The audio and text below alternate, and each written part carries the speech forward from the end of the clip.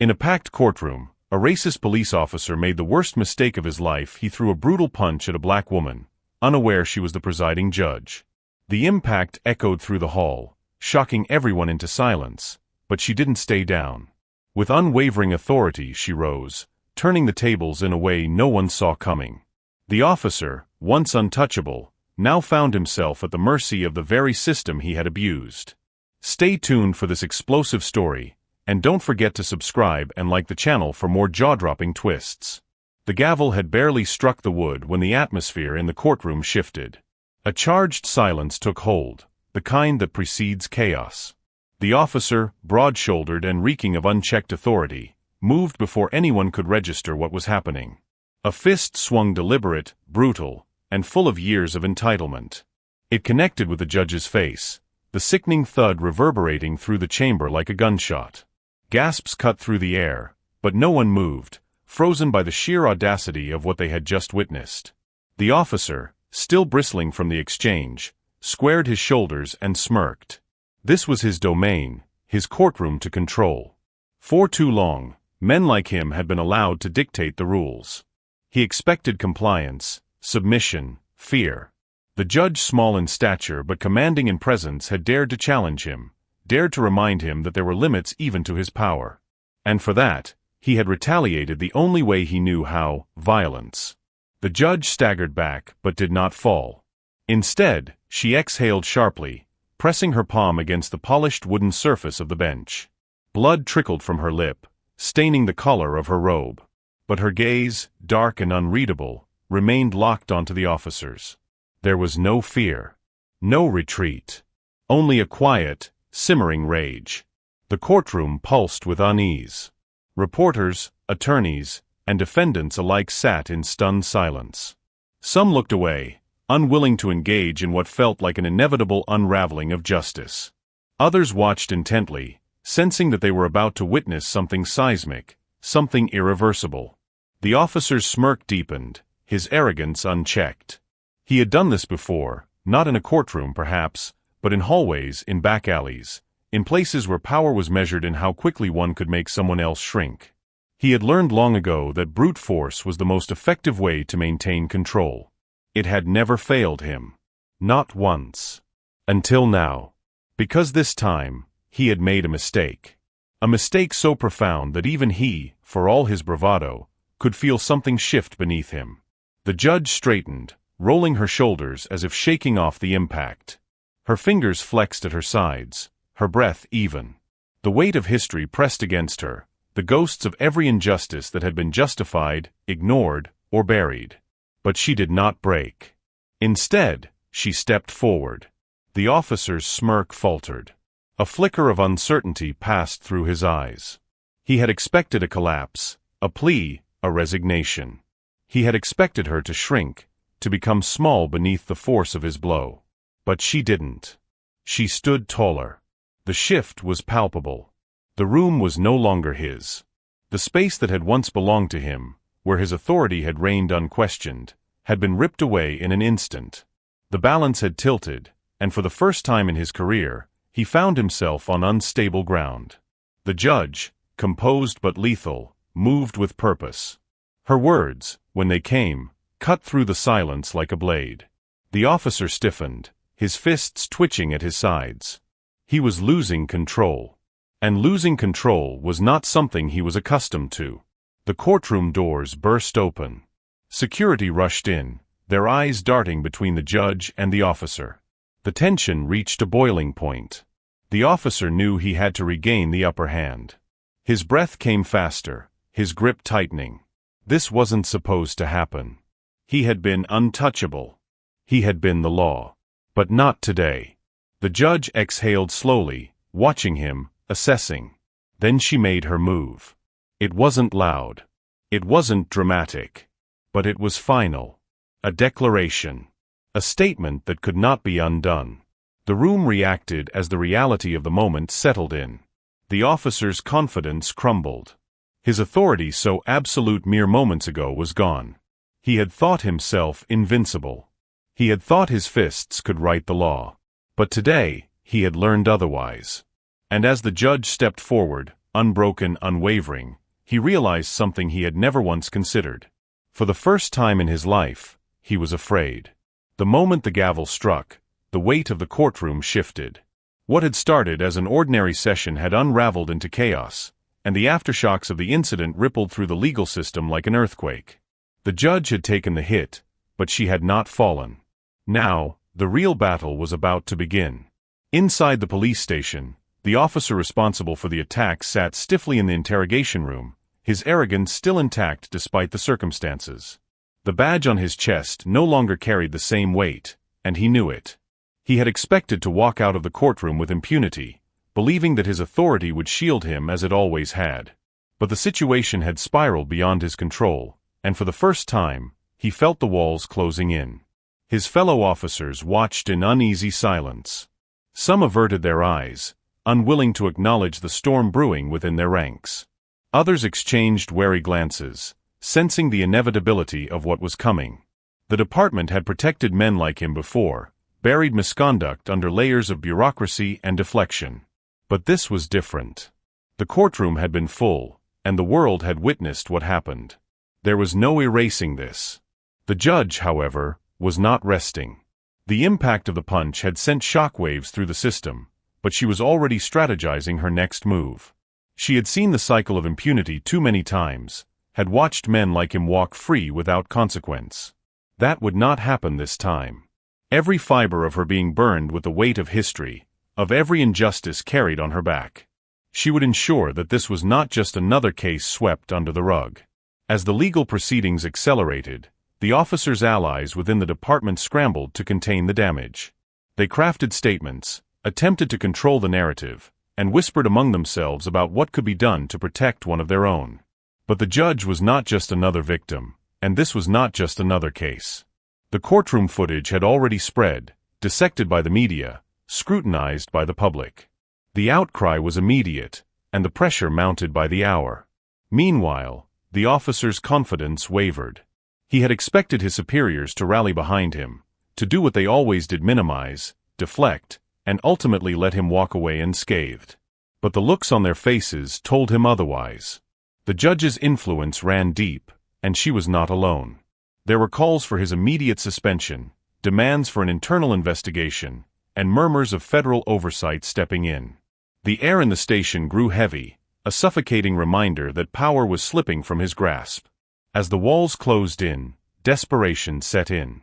He reached out to his contacts, seeking reassurances that never came. He made calls that went unanswered, sent messages that were met with silence. The silence was deafening. He was realizing too late that the system he had trusted to protect him was now weighing whether he was worth the cost of saving. At the courthouse, the judge prepared for what was next. She knew the department would resist, that they would attempt to spin the narrative in their favor. But she was ready. Every move they made, she had already anticipated. She would not be silenced, and she would not let them control the outcome. This case would not end behind closed doors. It would unfold in the light for the world to see. The power struggle escalated. The officer supporters within the department began to fracture, some distancing themselves in self-preservation while others dug in deeper, determined to shield him from the consequences. The cracks in their unity widened as the reality of the situation settled in. This was not going away. The weight of accountability, long evaded, was now bearing down on them. The media frenzy intensified. Protests formed outside the courthouse, the calls for justice growing louder with each passing day. The department's credibility was in freefall, and the administration faced mounting pressure to act. Every statement they released was met with skepticism, every attempt to downplay the severity of the incident met with outrage. They were running out of options. Inside the interrogation room, the officer's defiance began to crack. The realization set in that no one was coming to save him.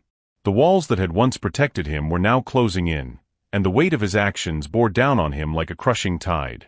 The judge had made her move, and the system was shifting in a way he had never experienced before. He had always believed himself untouchable. Now, he was the one facing judgment. And this was only the beginning. The fallout from the courtroom assault sent shockwaves through the entire legal and law enforcement community. The judge, now revealed to be far more powerful than anyone in that courtroom had anticipated, was not about to let this attack be buried under bureaucratic delays and excuses. The officer responsible, now suspended pending investigation, found himself caught in a web of consequences he never saw coming. The system he once believed would protect him was suddenly shifting, its weight pressing down on him rather than shielding him. Inside the police department, a growing divide emerged. Some officers quietly supported their disgraced colleague, whispering about how the system had turned on its own. Others, seeing the undeniable proof of what had happened, knew that this was a reckoning long overdue. The commanding officers, feeling the pressure from both internal investigations and the media, scrambled to control the narrative before it spiraled further. Meanwhile, the judge wasted no time. Behind closed doors, she began assembling her allies. Federal investigators, watchdog organizations, and even high-ranking officials took notice. This was no longer about one violent act in a courtroom. This was about a culture of unchecked authority, about a system that had enabled behavior like this for far too long. She knew that if she did not strike now, the moment would be lost. The media frenzy refused to die down. Each day brought new revelations, complaints that had previously been ignored, cases where the officer had been accused of excessive force but had walked away unscathed. Journalists uncovered patterns that the department had long tried to hide. Public outrage intensified. Protests outside the courthouse swelled, demanding real accountability, not just a temporary suspension. Inside the officer's home, paranoia took hold. The once confident enforcer of the law now felt hunted. Calls from his union, from former allies, carried a cautious edge.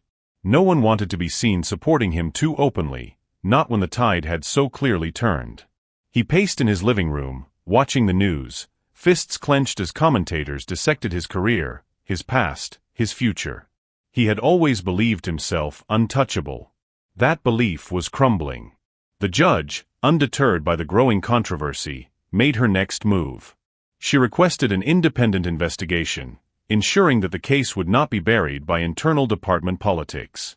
She knew how the system worked, knew that without public scrutiny, this officer, like so many before him, would likely walk away with a slap on the wrist. This time, she refused to let that happen. At the police department, internal meetings turned hostile. Officers divided into factions, some believing in the need for reform, others convinced that this was a witch hunt. The police chief, under immense pressure from both the public and political figures, realized that protecting one officer was no longer worth the damage it was doing to the entire department. Something had to give. As the case moved forward, lawyers prepared for what was shaping up to be a landmark trial. The defense scrambled to craft a narrative that painted the judge as an aggressor, an instigator, anything to deflect from the brutal reality of the assault. But every video angle, every witness statement, every piece of evidence reinforced the truth: this officer had stepped beyond the bounds of his authority, and now he would be held accountable. Behind the scenes, political maneuvering intensified. Powerful figures, some desperate to maintain control, others eager to use the moment to push long overdue reforms, clashed in backroom deals and legal maneuvering. The judge was well aware that her fight was not just in the courtroom, but in the very structures of power that had allowed this situation to arise in the first place. As the trial date loomed, tension escalated. Supporters of the officer rallied, desperate to paint him as a victim of a system turned against its own. Meanwhile, those who had suffered under similar abuses saw this as a moment of reckoning, a chance to finally force a change that had been too long delayed. The officer himself, once so assured of his place in the world, sat in silence as his lawyer detailed possible strategies. Every option seemed to lead to the same place: consequences he had never before imagined facing. He had built a career on power, on fear, on the certainty that his badge granted him unquestioned authority. Now, he faced a reality where that authority was no longer his shield. The judge, preparing for the next phase, remained steady. She knew this battle was bigger than her, bigger than one courtroom, bigger than one case.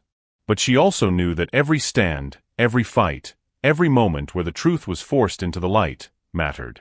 She had no intention of backing down now. As the city braced for the upcoming trial, one thing was clear: this was no longer just about one man's fall from grace. This was about justice itself, about whether the system could truly hold its own enforcers accountable. The fight had only just begun. The courtroom was filled with a tense silence, the kind that weighed heavy on the shoulders of those present. The aftermath of the explosive confrontation between the judge and the officer sent ripples through the judicial and law enforcement circles. Judge Naomi Carter had not only endured a physical assault in her own courtroom, but had turned the tables in a way no one had seen coming. Now the real battle was about to unfold, one that wouldn't just take place within the confines of legal proceedings but in the public eye, in the media, and behind the closed doors of those desperate to maintain control. The district attorney's office wasted no time launching an investigation.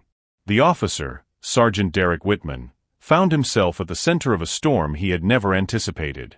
His confidence had once been unshakable, his authority unquestioned. But now, stripped of his badge and facing public scrutiny, his world was crumbling. His supporters within the department scrambled to cover for him, trying to spin the story, but the video evidence was damning. The footage of him striking the judge had gone viral, sparking outrage across the country.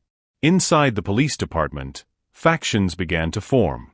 Some officers were furious, seeing Whitman as a liability who had brought unwanted attention. Others doubled down, convinced that their way of maintaining order was being undermined.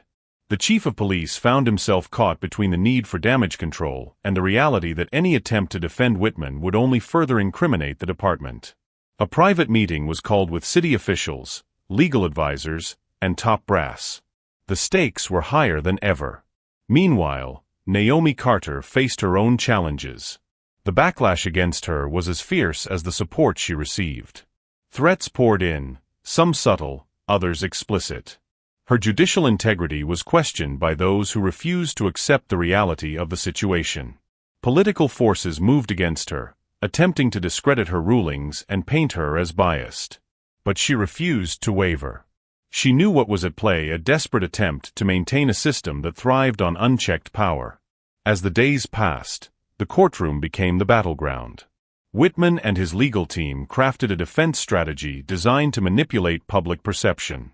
They claimed he had acted in self-defense, that he had been provoked, that he had mistaken the judge for an aggressor in the heat of the moment.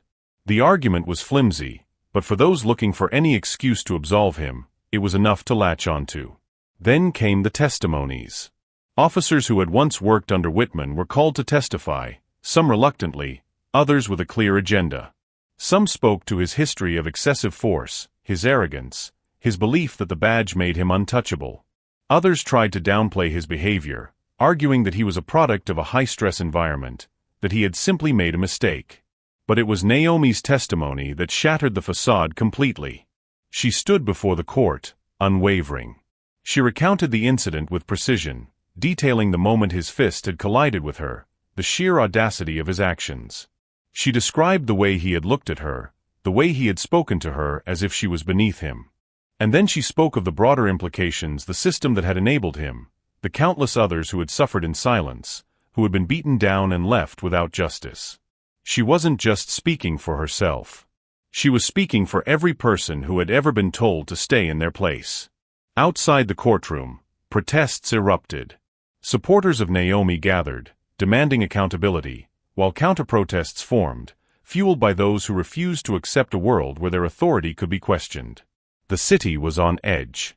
News outlets ran endless coverage, analysts debated the case, and social media exploded with opinions from every angle. As the trial neared its conclusion, the pressure mounted. The jury's deliberation felt like an eternity. When the verdict was finally read, the courtroom was packed, the tension so thick it was almost suffocating. Whitman sat rigid, his hands clenched into fists. Naomi sat calm, composed, prepared for whatever was about to unfold. The judge read the verdict aloud. Guilty. The word rang through the courtroom like a final bell tolling the end of an era. Whitman's face contorted, disbelief flashing across his features before being replaced with something darker, the realization that he had lost. That, for the first time, the system had not shielded him. Chaos erupted. His supporters lashed out, claiming injustice. The defense team scrambled, vowing to appeal. But it didn't matter. The precedent had been set. The world had watched as power was finally held accountable. As Naomi walked out of the courthouse, surrounded by a sea of people chanting her name, she knew this was just the beginning. The fight was far from over. But today, justice had prevailed. The fallout from the courtroom explosion reverberated beyond the courthouse walls, sending shockwaves through the police department, the media, and the corridors of power. The officer, now stripped of his authority, found himself drowning in the weight of his own actions. Once untouchable, he was now a man on the run not physically, but from the consequences he never believed he would face. The judge had made it clear justice was coming, and it would not be the kind that men like him were accustomed to escaping. Behind closed doors, legal teams scrambled to minimize the damage. The police union, long a safe haven for officers accused of misconduct, debated their next move. Supporting him now meant aligning themselves with an act too egregious to defend. Abandoning him, however, would set a precedent that could unravel decades of their control. The officers' colleagues were divided. Some whispered in hushed tones, fearing that siding with him meant sealing their own fate. Others remained defiant, convinced that the judge's reaction had been a direct attack on their authority. In their eyes, she had made the fatal mistake of standing against the institution that had always protected them. Meanwhile, inside the judge's chambers, the weight of the battle ahead settled on her shoulders. She had known the moment she stood back up in that courtroom that the war had just begun. The legal system had long been a battlefield where justice was often overshadowed by bureaucracy and power plays. But this time, she was not simply presiding over a case, she was at the center of it. Her allies emerged from unexpected places. Civil rights organizations, legal watchdogs, and former victims of the officers' unchecked aggression came forward, offering testimonies, documents, and long-buried evidence. Each new revelation peeled back another layer of corruption, exposing a network of enablers who had shielded men like him for years. The officer, now facing a legal onslaught he had never imagined, sought refuge in the few remaining allies he had left. He met with an old friend, a powerful police captain with deep connections to city officials. They spoke in whispers, the dimly lit bar hiding the desperation in his eyes. He needed protection, an escape route, something to turn the tide. But even his staunchest supporters were wavering. The evidence against him was mounting, and public sentiment had turned toxic. No one wanted to be dragged down with him. Across the city, protests erupted. Crowds gathered outside the courthouse, their voices demanding accountability. News stations ran the footage on a loop, the judge standing tall, the officer's blow landing with brutal clarity, and the moment power shifted irreversibly in that room. Social media became a battleground, with hashtags calling for his arrest trending for days. The pressure was unrelenting. Inside the precinct, tensions boiled over. Younger officers, inspired by the shifting tides, began questioning the institution they had once revered. The old guard, however, refused to bend. Heated arguments erupted in locker rooms. Briefing sessions turned into battlegrounds of ideology. The fracture within the department was undeniable. Change was coming, whether they wanted it or not. The district attorney, previously reluctant to take on such a high-profile case, now had no choice. With mounting evidence and public outcry at an all-time high, he announced an official indictment. The officer would stand trial, not just for his assault on the judge, but for a slew of past offenses that had long been buried under procedural loopholes and internal shielding. The judge prepared for what came next. She knew the system would fight back. There would be attempts to discredit her, to paint her as the villain, to make this about anything but the truth. She had seen it before, the way powerful men twisted narratives, the way justice was warped by those who feared accountability. But she was ready. As the officer sat alone in his home, watching the news reports detail his downfall, he realized what he had become, a relic of a system that was beginning to collapse under its own weight. For the first time in his life, he felt something he had never experienced before: true, unrelenting fear. The courtroom battle ahead would be brutal. The stakes were higher than ever. But the judge, unshaken, knew one thing for certain this time: justice would not be denied. The storm had not yet settled, and every move within the police department and the courthouse was being watched under a microscope. The tension had escalated beyond control, and now, both sides were waiting for the other to make a mistake. Inside the courthouse, Judge Naomi Carter sat in her chambers, her fingers gripping the edges of the file in front of her. The weight of the case and the battle she was fighting against systemic corruption was heavier than ever. Every ruling she made now had consequences beyond the courtroom. Every decision carried the weight of either pushing justice forward or allowing it to collapse under pressure. The police department was in turmoil. Officer Daniel Whitman, the man who had struck her in the courtroom, was facing charges that could ruin his career, but he was not going down without a fight. His allies within the force had been working behind the scenes, attempting to discredit Naomi and frame her as an activist judge with a vendetta against law enforcement. The narrative was already forming in the media, portraying her as reckless, unstable, and unfit to serve on the bench. Behind closed doors, Chief Alan Reynolds sat in his office, staring at the reports piling on his desk. The city was divided. Public protests were calling for accountability, while police unions were circling the wagons to protect one of their own. He had been in law enforcement long enough to know that this wasn't just about one officer's actions, it was about power, control, and whether the system would bend or break under pressure. Whitman was not hiding.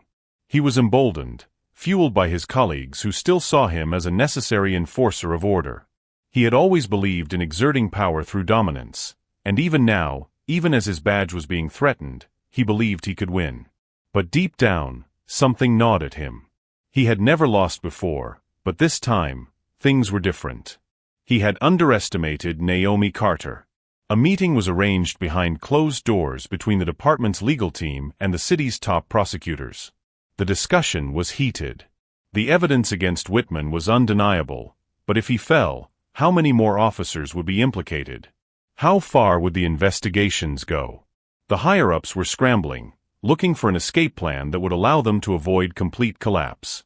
Meanwhile, Naomi received a visit from an unexpected source, an anonymous informant, someone within the police department who had seen enough and wanted to expose the deeper corruption. They handed her a flash drive and a stack of internal memos that detailed years of cover-ups, false reports, and orchestrated attacks on those who dared to challenge the status quo. The information was explosive, more than she had expected, but it also made her a bigger target. As the case against Whitman proceeded, the threats against Naomi intensified. Unmarked cars were seen parked outside her home, anonymous calls warned her to drop the case, and media attacks became more vicious. But she refused to back down. The courtroom was hers, and she would not allow it to become a place where fear dictated justice. The day of Whitman's official hearing arrived. The courthouse was packed, tensions running high. On one side, supporters of Naomi and those who believed in real justice. On the other, Whitman's allies, those who saw the trial as an attack on law enforcement itself. Naomi walked into the courtroom with unwavering composure, knowing that this was not just another case, this was a battle for the soul of the justice system. The prosecution presented the evidence meticulously, using witness testimonies, security footage, and documented complaints against Whitman to paint the picture of a man who had abused his authority for years.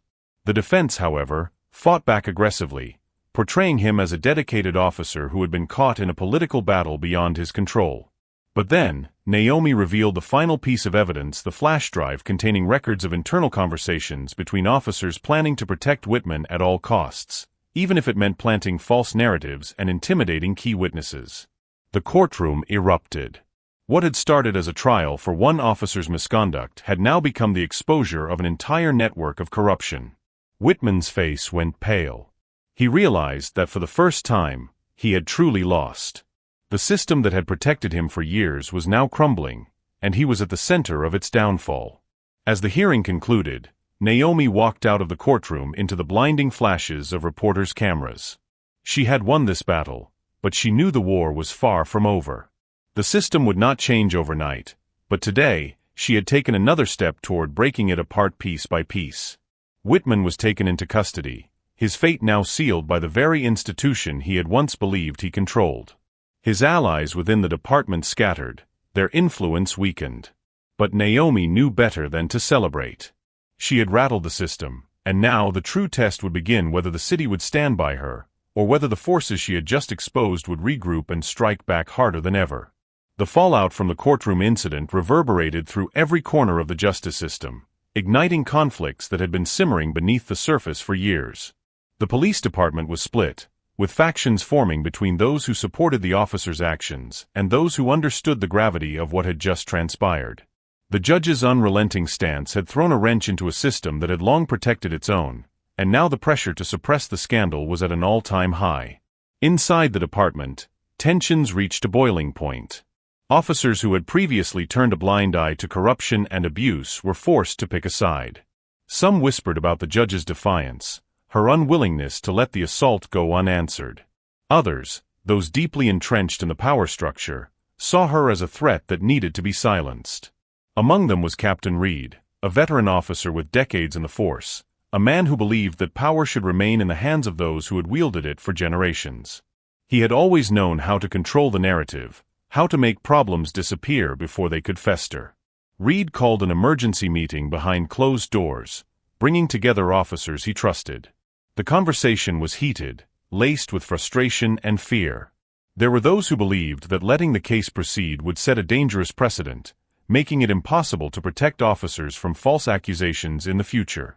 Others, however, recognized that this was different. This wasn't just another claim of misconduct swept under the rug.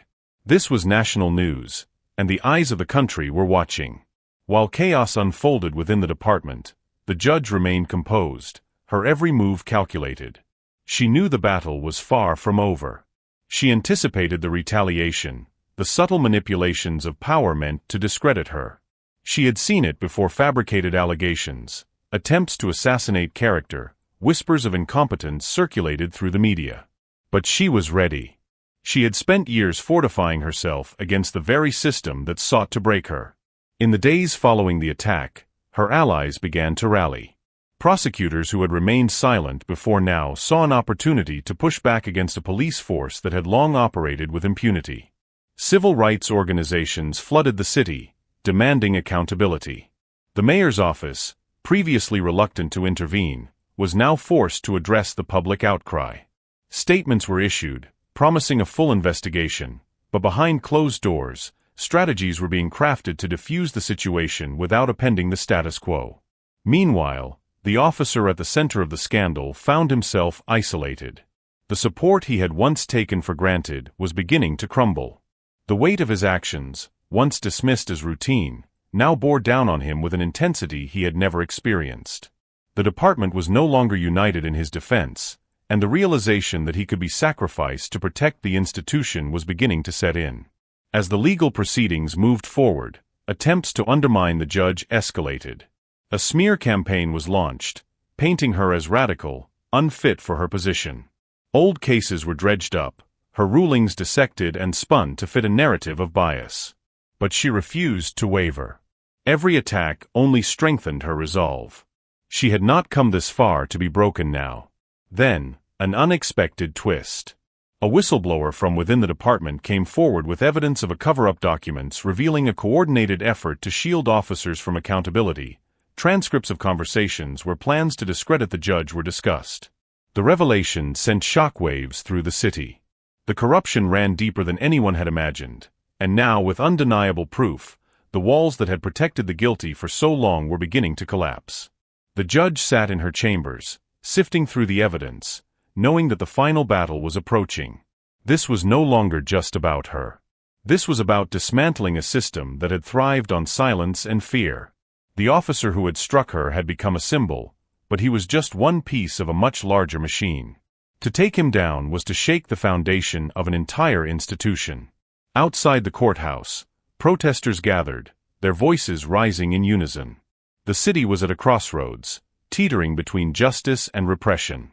The judge knew that once she stepped into the courtroom again, the next phase of the fight would begin. And this time, there would be no turning back. The courtroom was packed with tension, the weight of everything that had transpired over the past few weeks culminating in this final moment. The officers, once untouchable, now sat at the defendant's table, their faces no longer carrying the arrogance they once exuded. Every word spoken, every decision made had led to this reckoning. The judge, composed yet unyielding, prepared to deliver the final blow to a system that had long protected those who abused their power. Outside the courthouse, a storm brewed, not in the sky, but in the energy of the people gathered. Protesters demanded accountability, their voices rising in unison, refusing to be silenced any longer. Reporters jostled for position, eager to capture the moment that would change everything. The weight of justice loomed over the courtroom like an impending wave, ready to crash down on those who had long evaded it.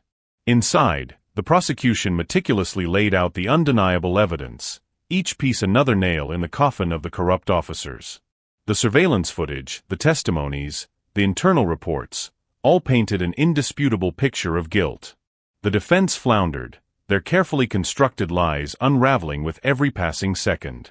The accused officers, once certain of their impunity, now sat trapped in the very system they had manipulated for so long. The judge, unwavering in her resolve, recounted the facts with precision, leaving no room for ambiguity. The brutality, the lies, the systemic cover-ups, each exposed with methodical clarity. The accused officers shifted uncomfortably, their confidence replaced with the creeping realization that they were no longer in control. As the final statements were made, the judge prepared to deliver the verdict. The silence in the courtroom was deafening, a collective breath held in anticipation. The officers, who had once wielded unchecked power, now waited powerlessly for their fate to be sealed. Then, the verdict was read. Guilty. The word reverberated through the courtroom, igniting a ripple of emotion among those who had fought tirelessly for this moment. Relief, vindication, and the bittersweet sting of justice finally served filled the air. The officers, now stripped of their badges, faced the reality of their actions. Their reign of terror officially ended. As the gavel struck, signaling the close of the case, the judge rose, her presence commanding and resolute. This was not just about punishing a few bad officers. It was about dismantling an entire system that had enabled them.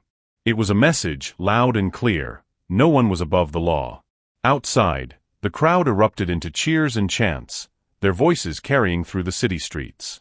This was more than a victory in court. It was a shift in power, a declaration that the fight for justice was far from over, but that change was possible. The judge stepped outside, greeted by the roar of the people. She had not just presided over a trial, she had sparked a movement. And as she looked over the sea of determined faces, she knew that this was only the beginning. The officers were led away, their legacy of fear and oppression replaced with the certainty of consequence. The community, long silenced, now found its voice louder than ever. And the judge, unshaken and resolute, prepared for the battles yet to come. Because justice was not a moment, it was a war. And she was ready to keep fighting.